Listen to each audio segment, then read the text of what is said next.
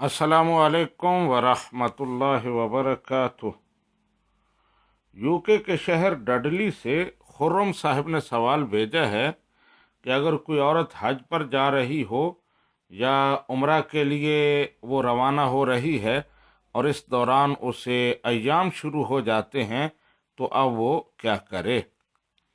जी खुर्रम साहिब, औरत अय्याम मखसूसा में हैज़ो निफास के दिनों में मस्जिद हराम में नहीं जा सकती, काबतुल्लाह का तवाफ नहीं कर सकती और साई नहीं कर सकती। उसके अलावा वो हज के और उम्रा के दीगर तमाम मनासिक अदा कर सकती है।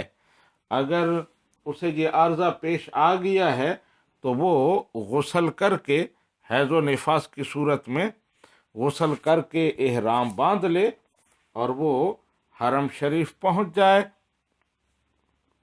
उम्रा की सूरत में इंतज़ार करे, जब पाक हो जाए तो नहा धोकर पाक होकर जब अय्याम ख़त्म हो जाए तो पाक होकर अपना उम्रा अदा करे। इहराम उसका पहले से बांधा हुआ है।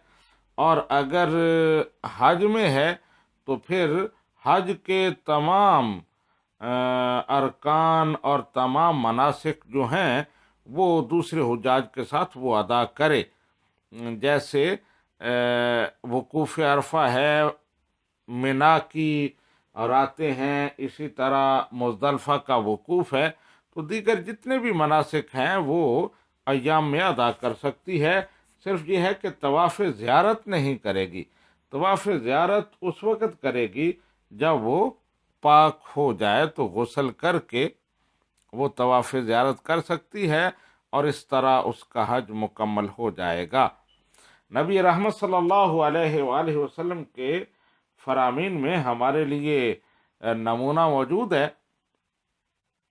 बुखारी शरीफ की हदीस है, सैयद आयशा सिद्दीक़ा रज़ी अल्लाह तआला अन्हा रिवायत करती हैं कि हम सफ़र हज में थे तो इसी दौरान मुझे अय्याम शुरू हो गए। नबी रहमत सल्लल्लाहु अलैहि वसल्लम मेरे पास तशरीफ़ लाए तो मैं सदमा की वजह से रो पड़ी। इस बात का सदमा कि कहीं ऐसा न हो कि मैं हज की सआदत से महरूम रहूं। नबी रहमत सल्लल्लाहु अलैहि वसल्लम मेरी कैफियत जान गए तो आपने पूछा कि क्या तुम्हारे अय्याम शुरू हो गए हैं? तो मैंने अर्ज़ की, हाँ या रसूल अल्लाह सल्लल्लाहु अलैहि वसल्लम। आपने इरशाद फरमाया, ये ऐसा मामला है जो अल्लाह ताला ने आदम की बेटियों के लिए मुकद्दर फरमाया है।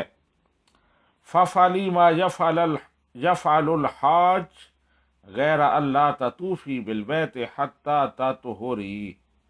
तुम भी वही करो जिस तरह दूसरे हुज्जाज कर रहे हैं, यानी सारे मनासिक उनके साथ अदा करो। अलबत्ता पाक होने से पहले तुम बैतुल्लाह का तवाफ़ नहीं कर सकती। तो बैतुल्लाह का तवाफ़ बाद में जब पाक हो जाओ तो उस वक़्त गुस्ल करके तुमने करना है। हाज़ा मा फ़हिम्तु वल्लाहु व रसूलुहु आलम बिस्सवाब।